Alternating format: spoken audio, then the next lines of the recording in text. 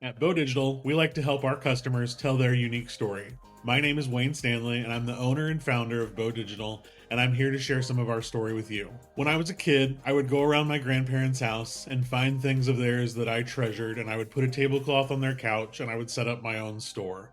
I would sell their belongings back to them, and I guess at that point, that's kind of when I knew I wanted to own my own business one day.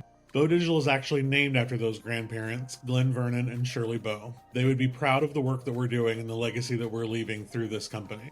Bo Digital can help companies of any shape and size, anywhere in the world, with custom marketing work. From logos, websites, social media content, newsletters, and video, we offer the exact custom resources and services that your small business needs. It can be hard for small business owners to spend time on marketing when everything else is calling their attention. That's what we're here for. Your marketing deserves a pro, so be sure to put a bow on it. I am proud that we help companies of all shapes and sizes and budgets of every scope. So be sure to visit bodigital.com so that we can help you with your story today, or engage with us on social media and see what we're all about. This episode is sponsored by Nick Pate from State Farm. I'm Kayla Keith, and this is Missing Midwest, a true crime podcast about those that have gone missing. Today's story is about a brother and a sister on a dark road late at night. It's raining and they run out of gas. One of them goes missing and one is left to wonder what happened.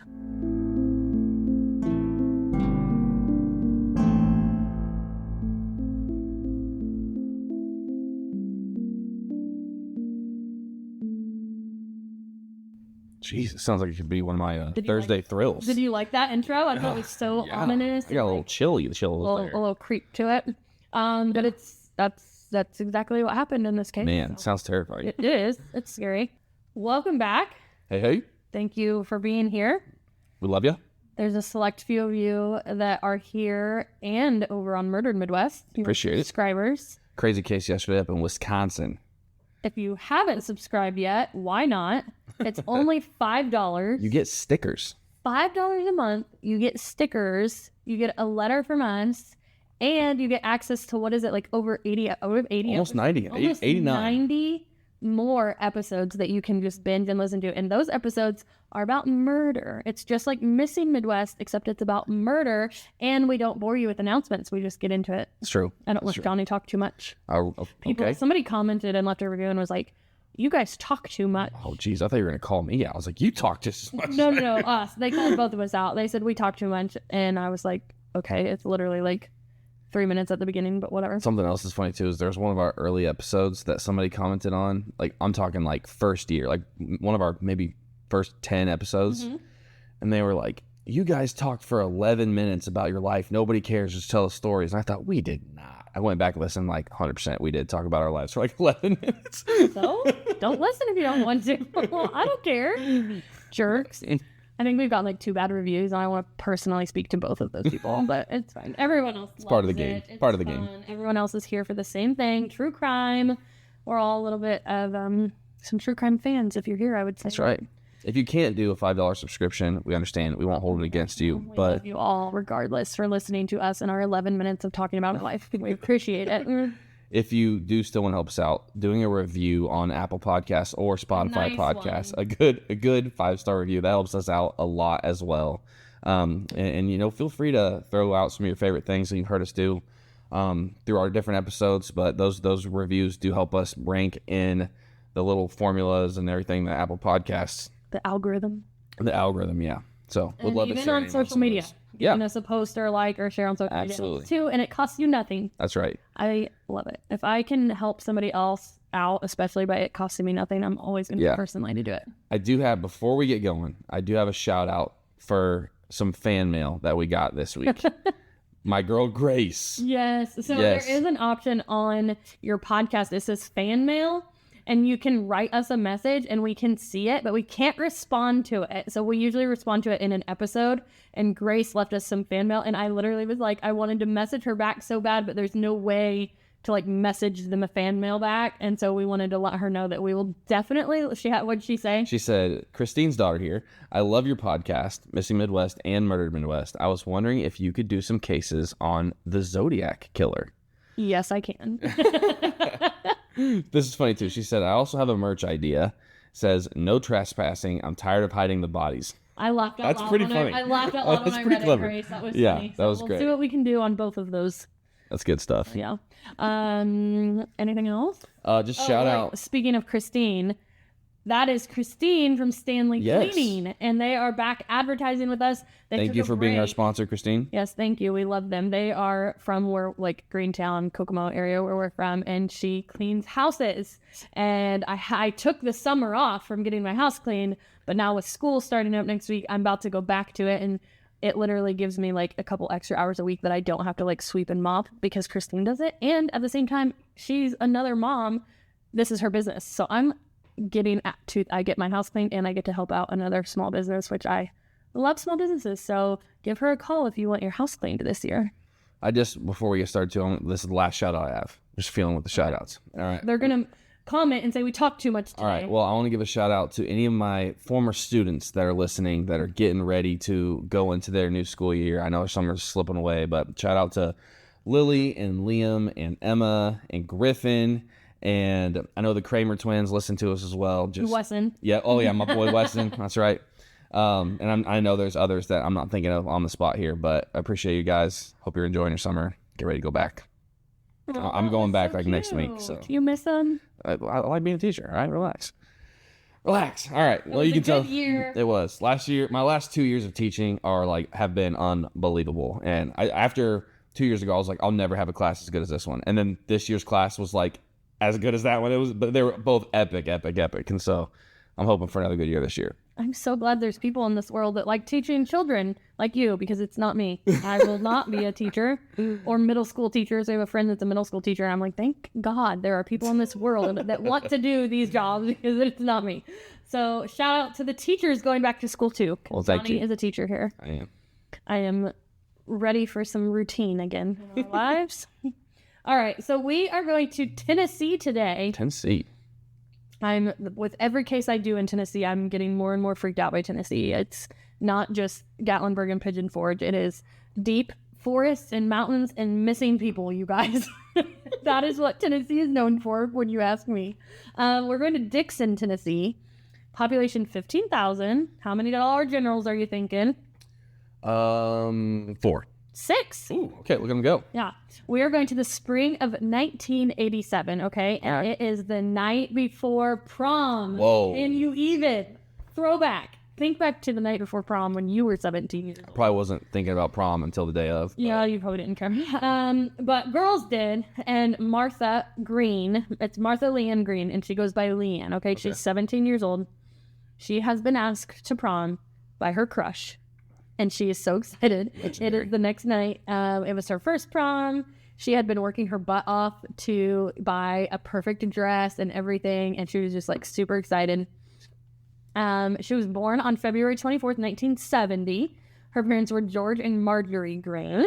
And she had a twin brother named Lawson. So it was Leanne and Lawson. Nice. And then they had 2 more sisters. So it was like a big family. Not a big family, 4 kids, 2 parents.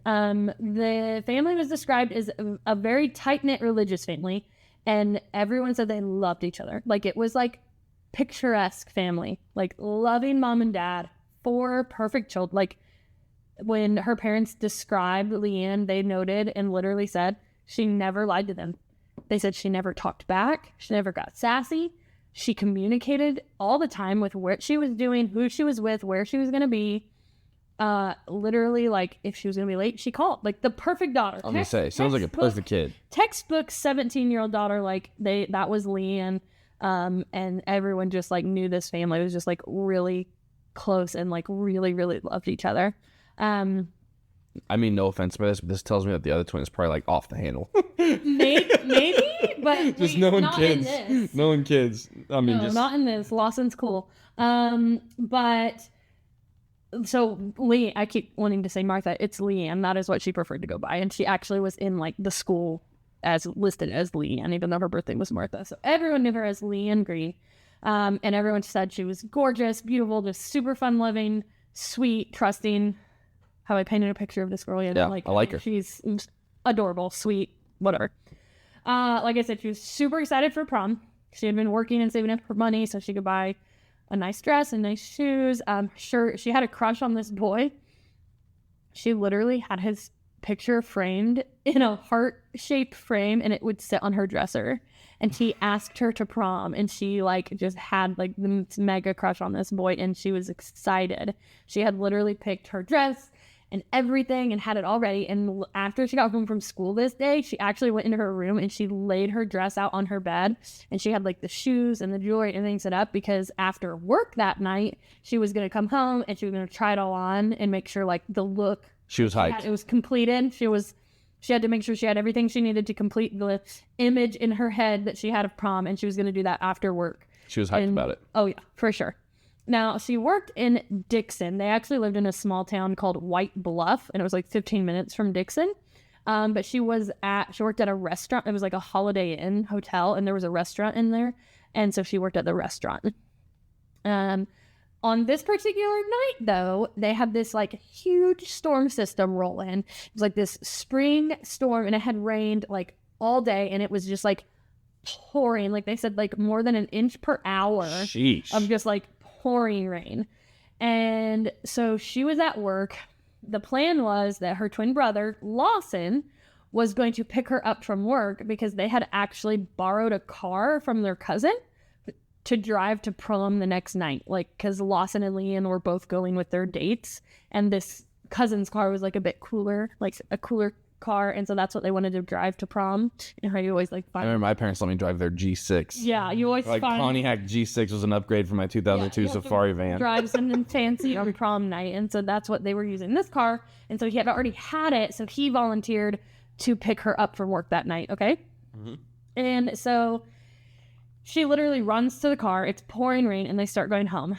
Almost immediately, literally a mile from the hotel, the car sputters and dies. Great. And so Lawson like pulled it over to the shoulder of the road, and it's out of gas.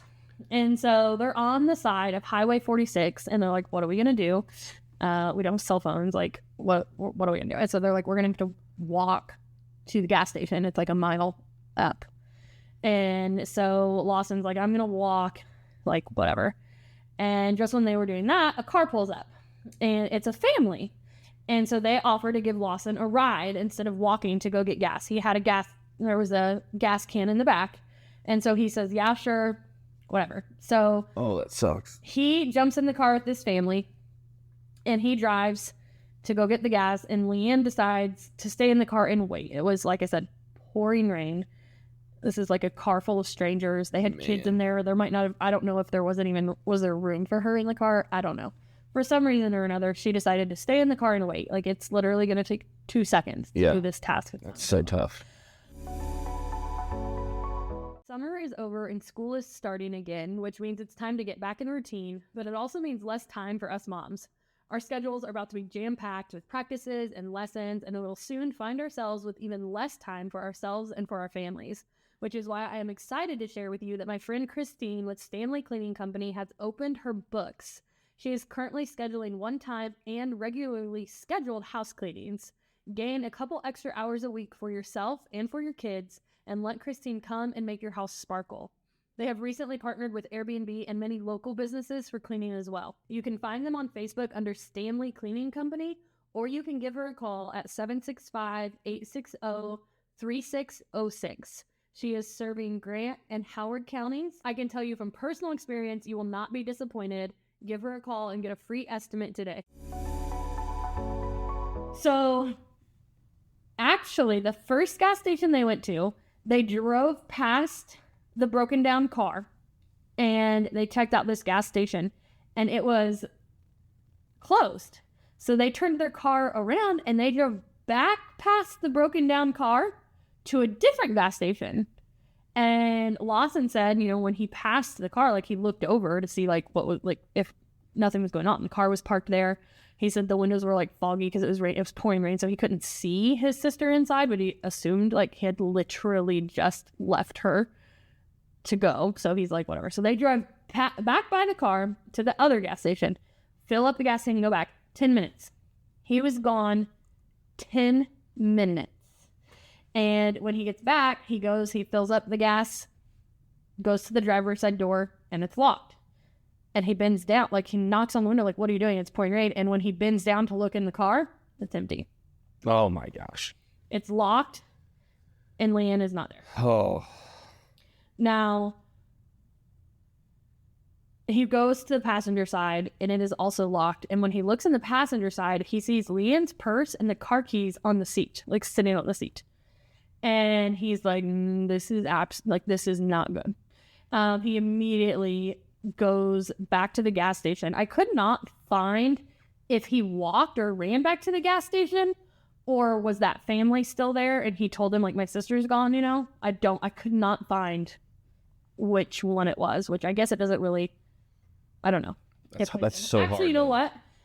I'd have a piece of information later in the story that might tell us. Actually, that does make sense. Okay, sorry. Go back to the story. He immediately calls his dad, and he's like, this is what happened. Leanne is not there. And the dad is like, oh, heck no. So the dad calls the police, tells them, like, he gets the location of the car from the son, calls the police, and he's like, I need you to meet me at this car. And they were kind of dismissive on the phone. And he's like, no, like, I need to make a police report. Meet me at this car. Like, and they're like, whatever. And so they meet him at the car, and he's there. The son is there. And the cops basically are just, like, super dismissive about it, which I know, shocker.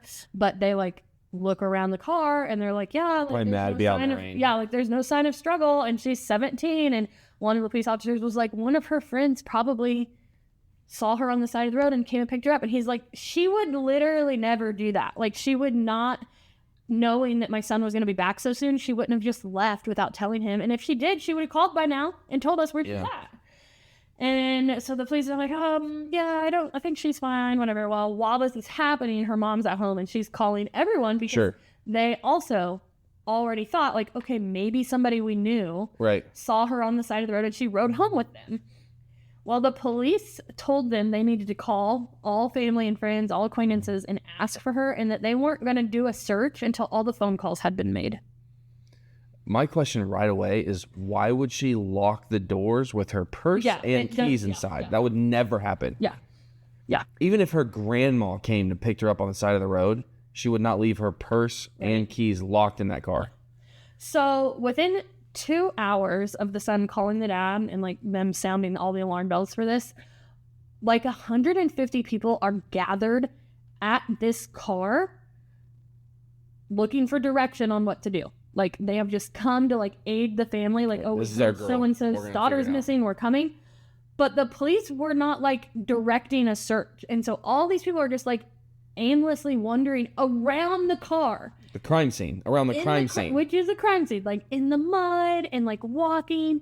The dad had extra keys. And so he unlocked the car. And, like, they were looking in the car. Him and his friends were, like, trying to, like, look for the police. And the dad even said, George was like, don't you need to block this car off? Like, tape it off? And they said no.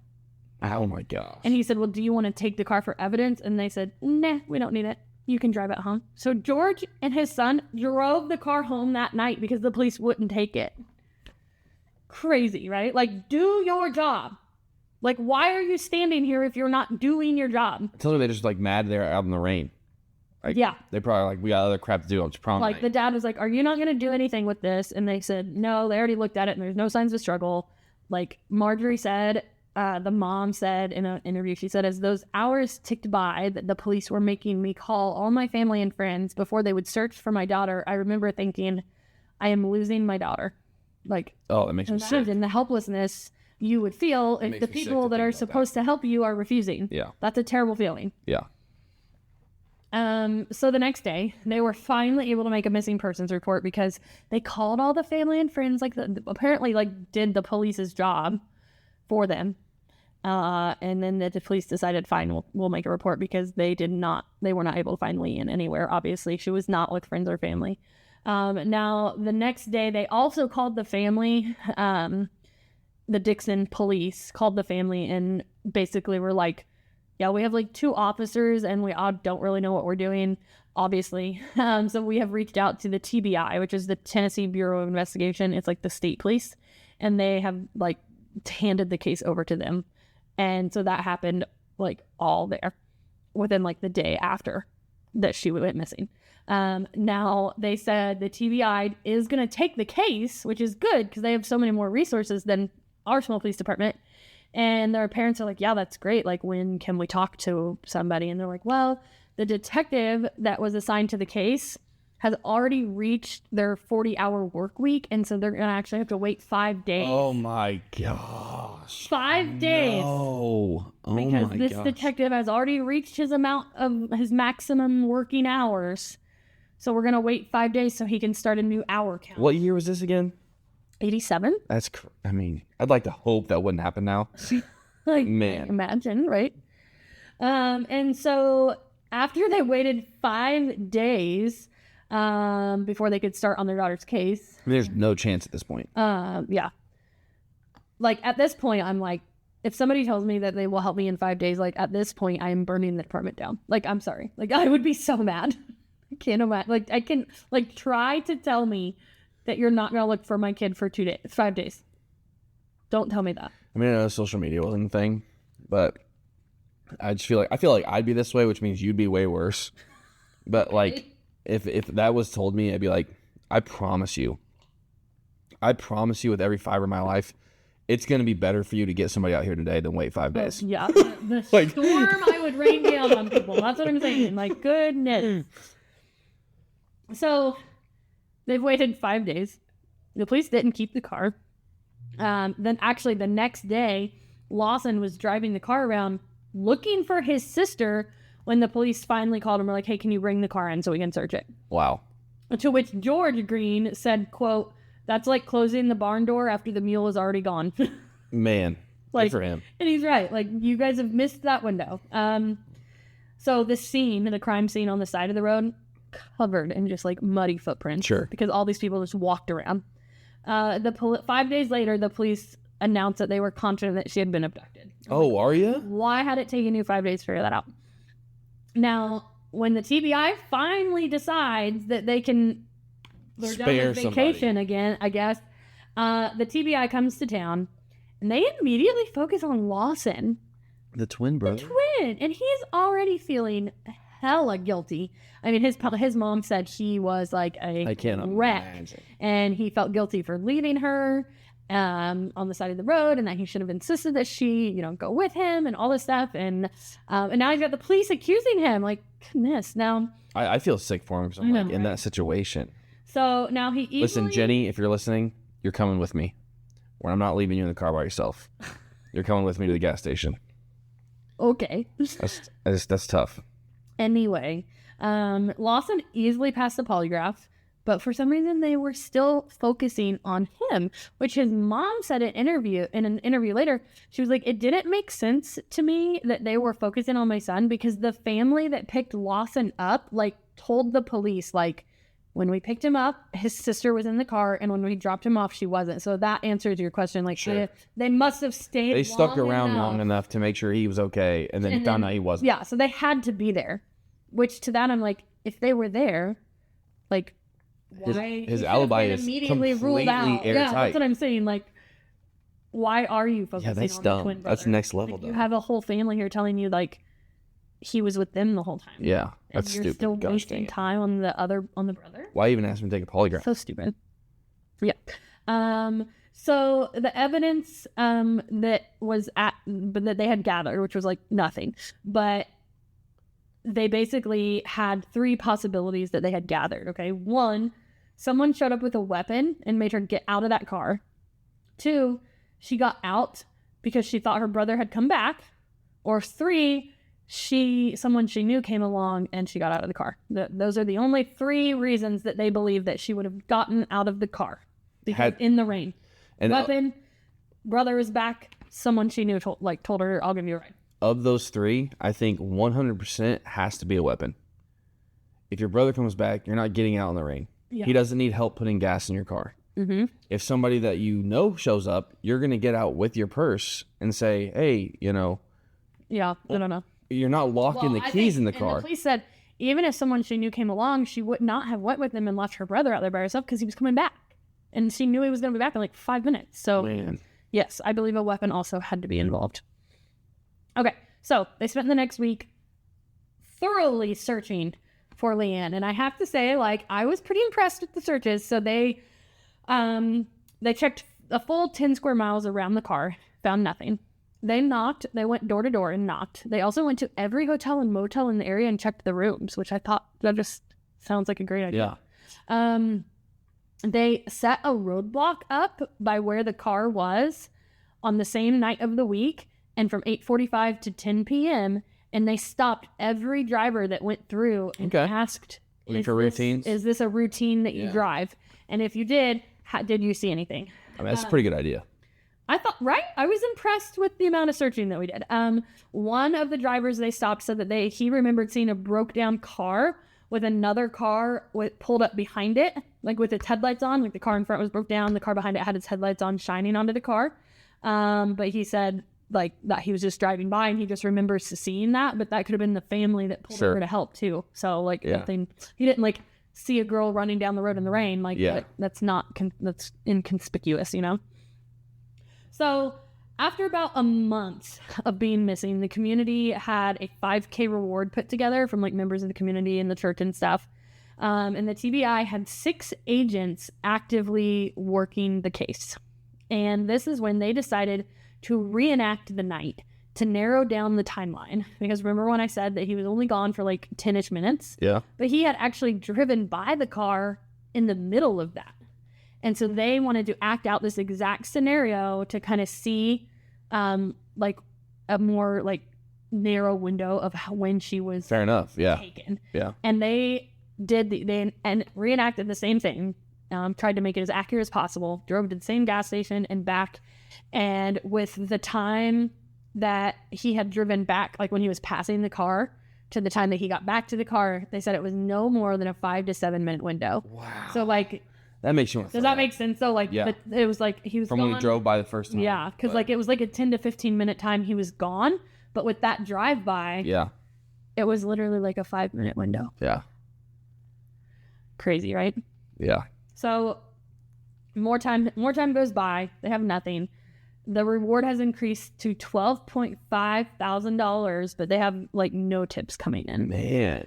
So it was here that the police decided to look for like similar cases, like around the area. And so statewide or even beyond, right? I mean, but ultimately, like they couldn't really connect any like beyond like women. I mean, women that had gotten taken from their car or women on the side of the road. Like they couldn't like. All of them kind of ended differently with like you would find the body or whatever. And so they're like, I don't know that we can connect these. But then 100 miles away, there was a girl named Marcia, and she was 18 years old, and she was a nurse at a hospital in Tennessee. And she was driving home from her shift at the hospital that night, and she sees flashing blue lights behind her. And they get closer and closer, and so she's like, I'm being pulled over, obviously. And so she pulls to the side of the road, and the vehicle pulls up behind her. But when he pulls up behind her, she's like creeped out because when she looks in her rearview mirror, it is like a bright red Dodge Ram pickup truck. And she's like, I thought that was a cop pulling me over. Like, I thought those blue lights were like a cop, but now this is not a cop car. And so she just kind of assumed that maybe it was like an unmarked car for this police officer. Yeah. But instantly, when the guy started talking to her, she knew like this is not right at all. That's scary. He got out. The man got out and went to the back of the truck, and then he walked to her driver's side window, and he said he was a police officer and that she has been speeding. She figured she would get a speeding ticket, right?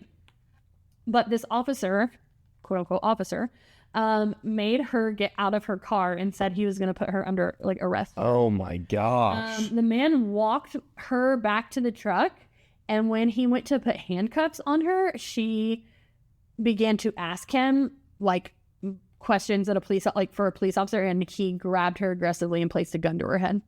And that was when she's like, yeah, this is not a police officer. She said when the guy was like close with her and like was like talking to her in her face, he smelled really badly of alcohol. And so she was like, he's drunk and he's not a police officer, and she's freaking out.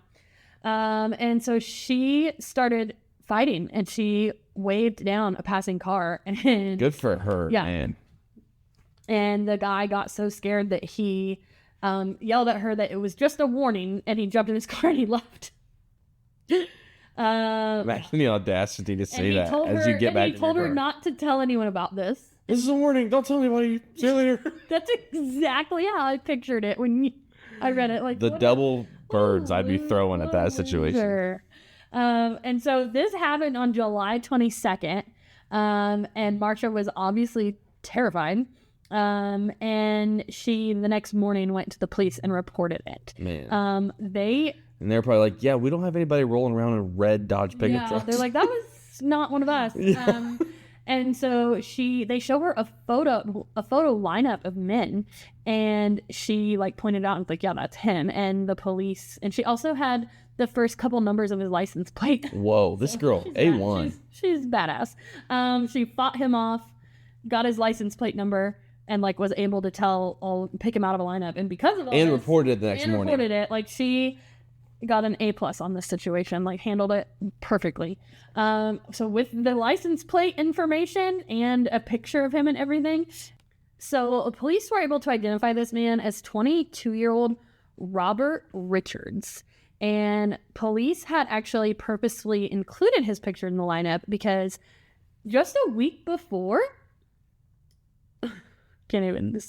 Robert had gotten like pulled over, and when he got pulled over, so he had been like following this girl, okay, and she had reported it, and so they found his car and they pulled him over, and he told them that he was a sheriff and showed them a badge, and he had a sheriff hat on, but they like quickly found out he was not a police officer because this was a police officer, and he's like, I don't know you. He then admitted that he was not a cop. Wow. Yeah. Just like a wannabe or pretender? Yeah. And so they searched his car and they found a loaded shotgun, a whole bunch of stuff with like law enforcement branding, like hats and shirts and jackets. Yikes. They found a breathalyzer. Wait a minute. And he was also drunk. So he was arrested. Just 75 bad things. He was arrested and he got a misdemeanor charge for drinking and driving and impersonating a police officer. And he was released. Oh my gosh. I mean, that's a lot though. That's a lot of charges.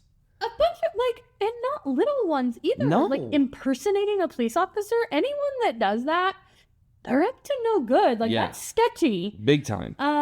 And I just thought that the police would be like a little bit more pissed about him, like being like, oh, I'm a sheriff, and showing them. I would be upset. Yeah. Like I feel like they'd be more mad about that than like him following the girl. Like, like that's stupid. Like, I don't know. I just feel like I was kind of shocked that they just let him go so easily. Yeah. Now, obviously, they shouldn't have because he attacked Marsha a week later.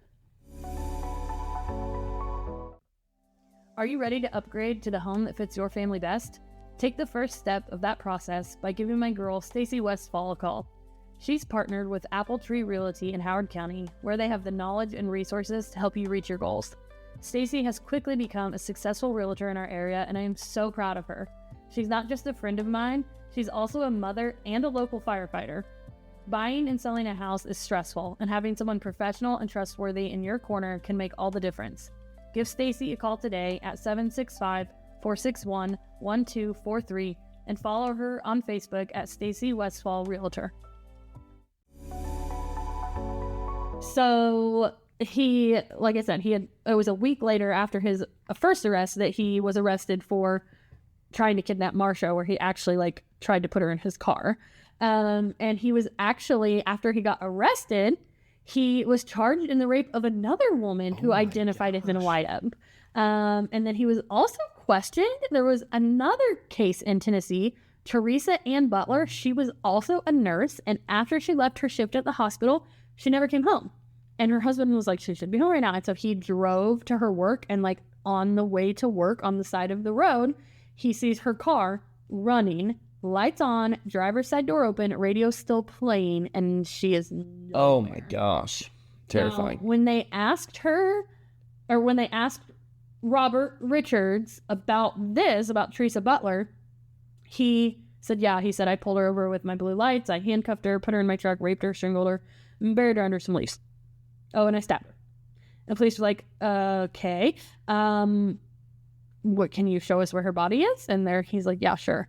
And they went there, and there was no body. Oh my gosh. He said, never mind, I was lying. I didn't. This freaking guy. Yeah, oh he's such a turd. And so he was like, never mind, I take my whole confession back. I didn't kill her. and the body's not there. So they're like, well, maybe he didn't. Maybe he's just being who do we believe now? And so it's like, great. So now all these other police agencies from all over the Midwest are wanting to talk to him because like this is apparently a huge like the MO of like taking women from their car, like pulling them over, taking like they have a lot of cases like that. 10 days after Leanne went missing, a girl went missing in Arkansas from her car on the side of the road. Her name was Sandra Williams, and Robert was never charged in Teresa's case because they never found her body, and he was not charged in Sandra's case because they never found her body. But at some point, he admitted to both of them and then recanted. Wow. Now, an ex-girlfriend of Robert came forward, and she said that they were driving down the highway that Leanne went missing from, and Robert just like casually started telling her about how he abducted her and stabbed her to death while he was raping her. And he said it was his greatest sexual experience ever. And she was like, wow, that's weird. Can you drop me off on the side of the road, please? Just like, but she said that was just like the confession he made to her, and she doesn't know if it was true or not. Wow. Yeah. But since Robert had so easily confessed to murdering the other two, and then obviously recanted it, but they were like, he was adamant that he didn't have anything to do with Leanne. So they're like, why would he just so easily confess to the other two, but not Leanne's if he did it? And so police also noted, though, that several of his victims, or supposed victims, they were wearing white, and a lot of them were nurses. And they made a note that Leanne was wearing a white sweatshirt when she went missing that night. And so they don't know if like weird coincidence. Yeah, just like a weird thing. They also noted that Robert had applied to be like a reserve sheriff deputy, and he like got denied the day that Leanne disappeared. So like he was not in a good mood the day that Leanne disappeared. A lot of times these people have like a trigger. I mean, like a life trigger. He looks good for this for sure. Yeah, for sure. And so they ended up like they found 2 full police uniforms at his house when they searched it from different counties. So like he could have been pulling people over in like any of these counties. Man. Which he could have pulled people over anywhere. Like if I get pulled over, I don't be like, look at, well, what county are you from? Yeah. A police officer's a police officer. Right. And so he was honestly just like a real asshole during this time. He literally would like full confess to all of these people. And make up the story to go with it, it sounds like. Make up the story, and he would say stuff, and then he would change his mind and say never mind.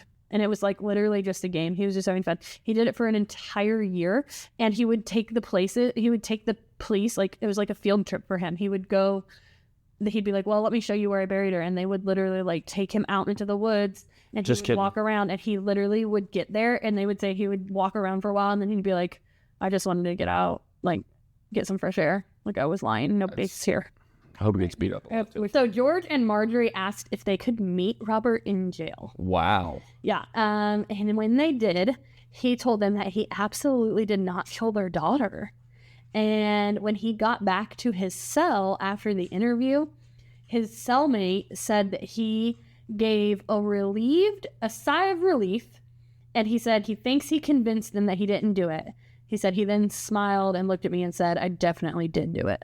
Wow. Gosh, I freaking hate this guy. He's awful. Like I said, the police would have saved us all a lot of trouble if they just would have shot him out there in the woods on one of his field trips and left him there.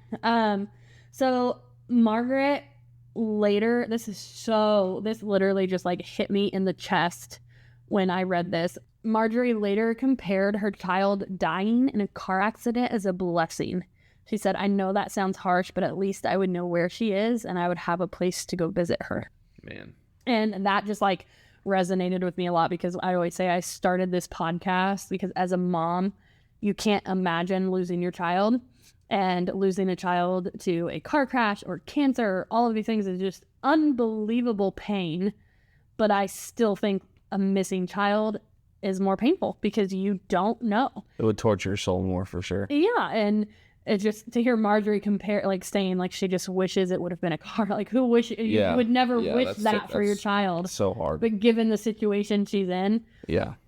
Now at this point, it is 1991, and Marjorie has not taken that prom dress off of her bed. Like it's still laying there waiting on her. They've kept their front porch lights on. Like they want their daughter to come home. Yeah. So like that was like so heavy for me. I just felt so bad. Man. So in 1991, the same cellmate that Robert confessed to strangled him with an extension cord and killed him. Darn it. No one missed him, but investigators and the family felt like a lot of the answers that they wanted like died with him that day. Yeah. And so it was like, eh.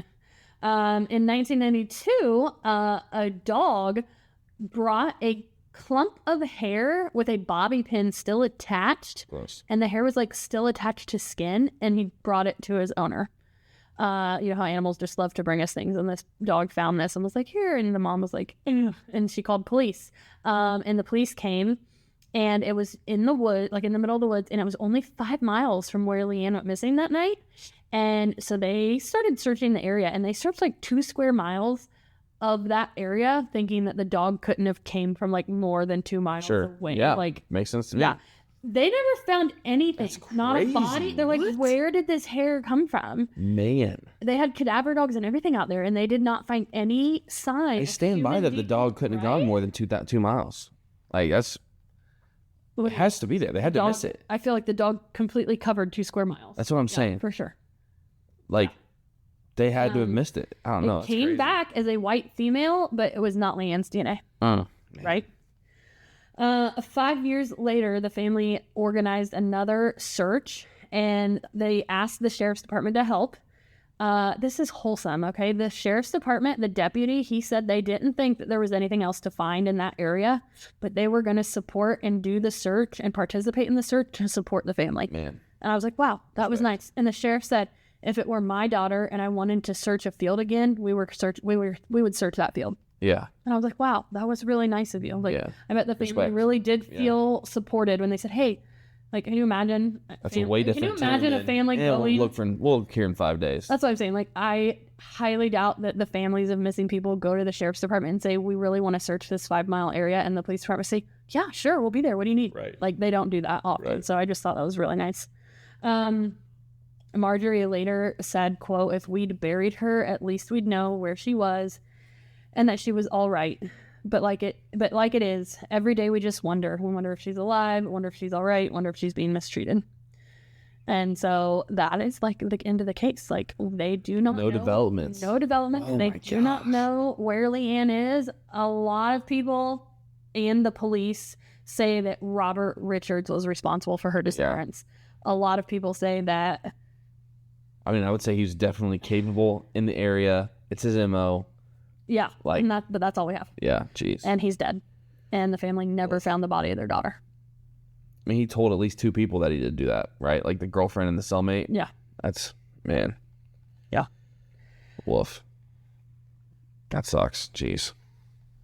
So at this point, it's like someone knows something. Probably not. Like he's dead. He probably did it. I don't know. Yeah, I mean, that's like, it's one of those cases where Tyler is going to hate me for doing this case because he said he hates listening when there's no closure. Which, like, And- since that, we've had 0 cases that have closure in it. I feel Right, like. I know. Well, a lot's why he said he likes murdered better than missing because a lot of times the murderers, but the missing people, there's just no closure. And there's no closure in this one. Nothing for the family. Nothing for anyone, really. It stinks. The only thing I think that could bring closure now is finding Leanne. Yeah. But unfortunately, George and Marjorie have all since passed on, and they never knew what happened to her. I mean, at this point, that's almost 40 years ago. Yeah. Crazy. So sad. This podcast is a So.Will.I.Studos production. So will I. Did you know the Jefferson House of Flowers has been a local Kokomo florist for almost 100 years? Our trained designers make beautiful arrangements for literally any occasion. You can send flowers for any reason. Birthdays, anniversaries, get well, congratulations. The list goes on. We make flowers for funerals, weddings, proposals, and even proms. Let's be honest. Receiving flowers, whether you're at home or at work, it makes you feel special. You get butterflies and you feel loved, and that's what sending flowers is all about, the feeling that it creates. Call us at 765-452-8269 and let us create something special and send it out for you. Or you can stop in and see us at 4300 West, 100 North Kokomo. We always have a cooler full of flowers that are ready to go, as well as a boutique full of gifts. Shop local, support local, and send flowers.